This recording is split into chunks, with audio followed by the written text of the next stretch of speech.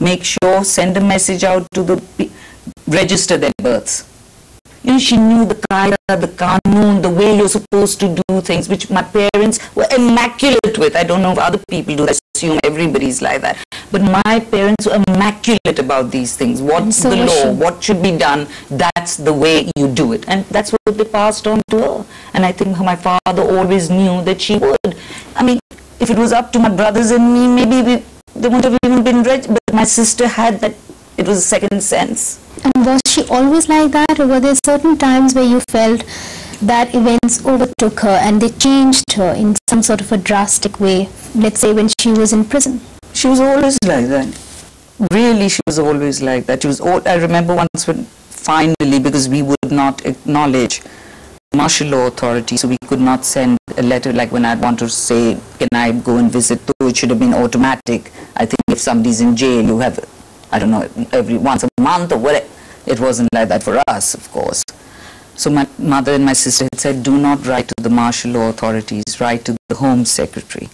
Well, the Home Secretary obviously didn't have powers, so I never got to see my sister. Maybe one day somebody felt sorry and they let me go to Sakkar jail to see my sister. I wanted to sit for 1 minute longer. There was an open window, the men policemen were sitting outside, the women policemen inside, listening to our conversation. I said, can I just have 1 more minute? And they said, no, hum bahut waqt ke paband hain. You have to get up. I said, Zia isn't watching, he doesn't know. Can't have 1 more minute. And my sister said, don't ask them for half a second. Get up and go. When I went to whisper something to her, the policewoman came and separated us and said, you can't whisper. They made me, people had given me food to give her because she was rotting in Sakkar. People are mean and nasty now, but let me tell you, not one person who's talked against my sister could live and go through what she went through, not one. Let me see Fatma being dragged out of a plane and shoved in a Cessna because they wanted to not let my sister go and see my father, and she had to be sent to Lahore for jail.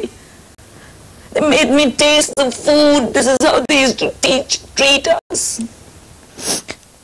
Taste the food, we want to know. Pretending in a jokey, mean way. Why would I poison my own sister? But it's just to make you small and humiliate you. I used to have short hair. I used to check my short hair to see that I'm not hiding anything. I brought money. They robbed my money because they didn't want me to give it to my sister. So, I don't know why. And yet she went on. Was there a time where you said to her, forget about this, why do this?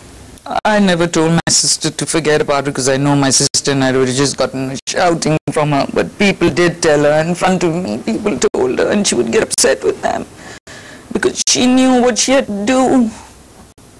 No matter how hard a task it was, that was beside the point. Not just my sister, even my poor mother, the two of them went through hell. And everything is hunky-dory in Pakistan, everything is fine. All they can find is to bitch about us. Can't they find anyone else to point their jealousy and their hatred?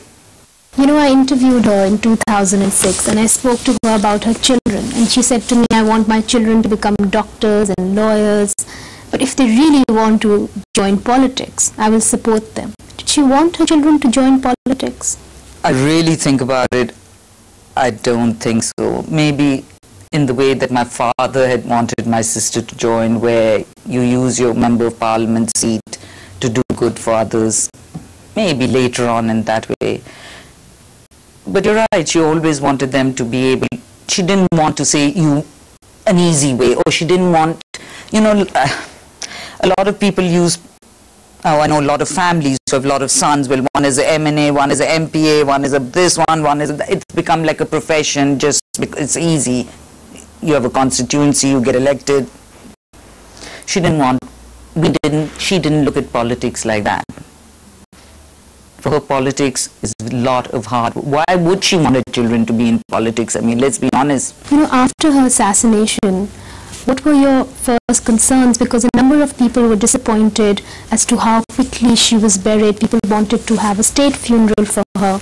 Did you have any say in her last rites? I didn't know anyone wanted to have a state funeral. First of all, I was here in London, and my first thing was that, my God, anytime there was some problem or tragedy or whatever, I never had to think, because I just had to go to the airport. My sister had arranged everything.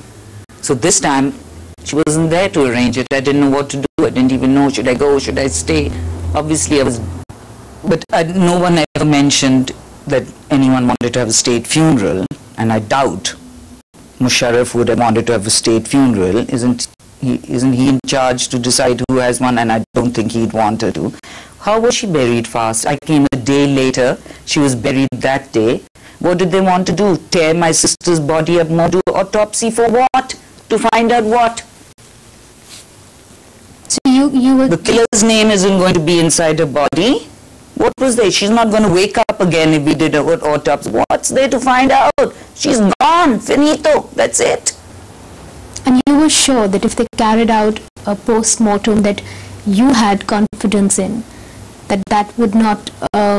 I didn't want them to touch my sister's body or tear it apart more than they already did, for no rhyme or reason. My sister was dead. Why did they open her heart to massage the heart? I still can't understand that. My sister, they say, blown up, blown up. How come she was blown up with her fingernails, her eyelashes, a smile still on her side of her face? How can they say my sister was blown up? My sister was shot dead. She bled to death through that bullet wound. What was there to find out? Do you ever think that we will find out who killed your sister? Have we ever found out who killed anyone in our country? Have we found out Liaquat? You don't I think haven't read the case of the exploding mangoes, so I don't know if they figured out how Zia died, but I don't think they ever find out. And you don't think that this... I just want my sister to be in peace. I don't want her to have autopsies. I don't want post-mortem. She's gone. Let her rest in peace. When she was around, they treated her like all these supposed macho men, these little Napoleons roaming around, smoking their cigarettes and twirling their mustaches. Let them have what they want now. I want my sister. I'm happy. I thank God every night that my sister's in peace. My sister's with her father. And for me, that matters. Nothing else matters. But you know, the people missed her, and there was this expectation of her. There always was that she was going to save Pakistan, that she was going to turn around Pakistan. Do you think that when she returned this time round, that it would be different? Different how? You mean that they didn't want her to save Pakistan? No, that maybe she would be more successful, maybe she would handle the military better, she would not be ousted within 3 years, that America was behind her, the times had changed. The military handle us normal folk. You don't handle the military. Every time my sister was in government, her government was with her hands tied behind her back and a gun to her head. That's how the PPP government was, as far as I'm concerned. When did they ever give her a free hand? Don't they openly come on television now, the head of ISI, and all say, we decided to give her only X amount of seats and we decided this, and that's not government. That's not, I've lived here too long, and did you see light? To me, it doesn't make sense. But did you see light at the end of the tunnel when she returned and she got the kind of welcome that she got, that there was a superpower behind her, encouraging her to return? I don't know. They think they're a superpower, the British. I think it was their plan, and they encouraged her. Or they convinced the... I don't know. I don't want to get into all this. These are my own theories for another date. Well, thank you so much for going down memory lane. I know it was very, very hard for you, and we wish you the best of luck and know that our prayers and wishes are with you. Thank you very much. Thank you.